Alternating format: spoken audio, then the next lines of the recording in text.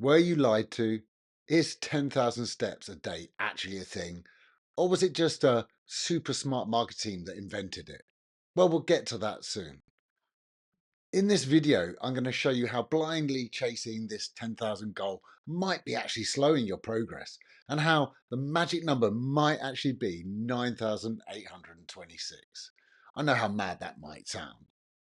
We're also going to see a super simple way that you can calculate a step target that fits you, your goals, your lifestyle, and your body. So stay to the end and you'll walk away, pun intended, with a smarter way to measure progress, one that I use with my busy clients, and it works really, really well. So, where did this 10,000 steps come from? Well, it actually came from a marketing team, as I alluded to in the beginning. Uh, just in the early 1960s, a marketing team wanted to sell a pedometer to measure steps, and they wanted to tie it in with the Tokyo Olympics in 1964 and the Manpo Kai K, however you want to pronounce it, or however you do pronounce it. That actually means just 10,000 steps. So it wasn't actually rooted in any science. And people then have been fixated on how can they try and hit this 10,000 steps goal. Add in the comments below if that's something you've done. Have you strived to try and hit 10,000 comments, 10,000 steps, not 10,000 comments? I'd like to get that too. Anyway, let me tell you about a client that I ended up working with, and he came to me after failing really badly at a 12,000 step goal. Now, this was a challenge that he was doing with some buddies of his. They were all in a group, and the goal was to hit 12,000 steps a day over a 30-day month process. It was a 30-day month. And, he failed basically. He was not able to hit that target daily. He'd hit 9,000 the first day. The next day he'd try and up it and got to hit 12,000. So he'd hit his 14, he'd be back on target.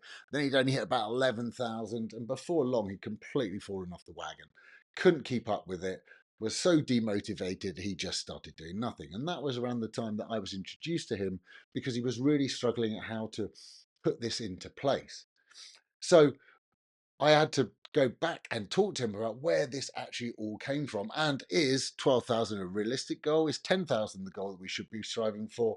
And what does the actual science and research say about it? Well, actually, one study that I looked at has suggested that there are diminishing returns, meaning that as you reach towards that 10,000 goal, actually the amount of benefit you get is diminishing, is not quite as much as you get with doing slightly less. In fact, in this particular study that I looked at, there was a magic number of 9,826. That's the number they came up with, that was included with a decreased risk of dementia. This 50% decreased risk of dementia you can see on the screen. Now, that's a fantastic way of looking at actually, can we measure how well these sort of steps, goals work in health and in progressing your body, your longevity? Now, it really depends on what ages we're looking at, ranges for age. For people over 60 or 65, I think it is as little as 6,000 to 8,000 gives the maximum benefit. So as we age, less steps seem to give us the maximum benefit. Depending on what they were measuring, also managed to make differences. So I think like the losing muscle called sarcopenia sort of petered out the maximum returns where people doing at least 7,500 steps were hitting the right goal. So realistically, it really depends on where you're at, how many steps you currently do, and what you're trying to achieve. So let's look at how we might go about finding out what's the best way to get your steps, a goal that makes sense for you. So I'm using an Apple device here. This is my Apple phone. You can see I'm just searching into the search bar health. I don't know what your individual Android phones might be for something like this. It'll be under the sort of the similar. We're just going to the health, and we're simply going to go for search for steps.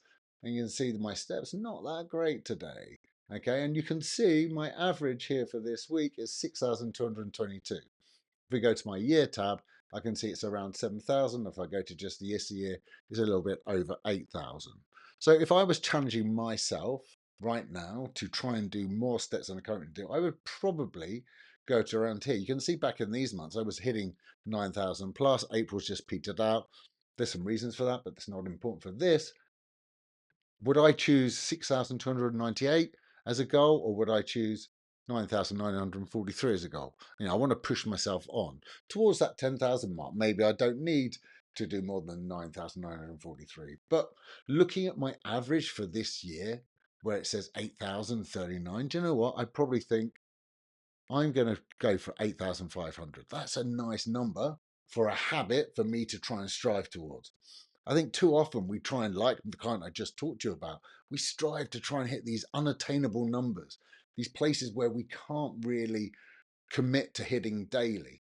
And maybe, like I did with him, we go back and we looked at how many steps he was doing and whether or not that was a good idea for him to be challenging at 12,000. It actually turned out he was only hitting on average about 6,000 steps. We started with a goal of 6,500, raised that to 7,000 over a number of weeks. And before long, we were hitting 8,000, 9,000 a day consistently, and that was pushing him back towards that level that we're looking for, around that 9,000 and actually 10,000.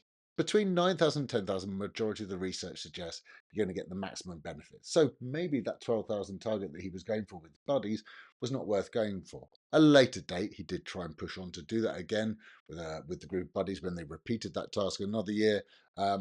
Yes, it can also be successful when you do things with buddies.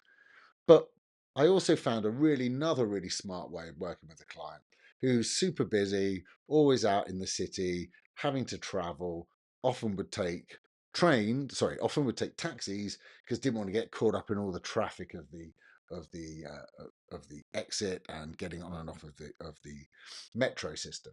Now, what I did was I talked to him about actually looking at changing the way that he looked at that time spent. He actually spent a lot of time in traffic and he could actually get quite a few steps in by going through and using the metro. Now, as he said, I don't want to be queuing up and waiting for hundreds of people to get on the train, get off the train when I get to my next stop. So I just suggested one small change, and this has worked with him and with many other of the clients I've worked with on this. It is just a way of saying, you know what, walk to the end of the platform. Most modern metro train stations have their exits somewhere located in the middle of the train tracks, or the middle of the platform. So walking to the far end would add 200-300 steps. Walking back would add 200-300 steps. And if you're doing that 2, 3, 4 times a day, you can very easily accrue the steps, also walking through the stations and everything you have to do there. And by walking to the end, by the time you return back to the escalator to leave, that extra 200-300 steps, the escalator traffic had cleared. Or the steps up to the steps. We obviously tried to encourage him to use steps. It's not always possible in a lot of places, depending on the metro system. But at least he was doing the extra steps, didn't feel like he was wasting his time. It might have taken him an extra minute or two in the total journey time, but it was the getting caught in that escalator traffic, like it is when you're in a car. If you've been used to getting stuck in car, I'd much rather drive a longer journey, where I'm constantly moving, than go a shorter journey where it's stop, start in traffic. And it's the same. You can think about that, about your move. And that's the way that I really work with people to help them understand these sort of habits. This is a move habit here. You can see underneath the screen, move is part of the daily core 5. And we work on these 5 things to help us really navigate a healthy lifestyle and creating habits that help us create a healthy lifestyle. And if you're really interested in exactly how I designed and created that whole system, you can watch that next video right over here.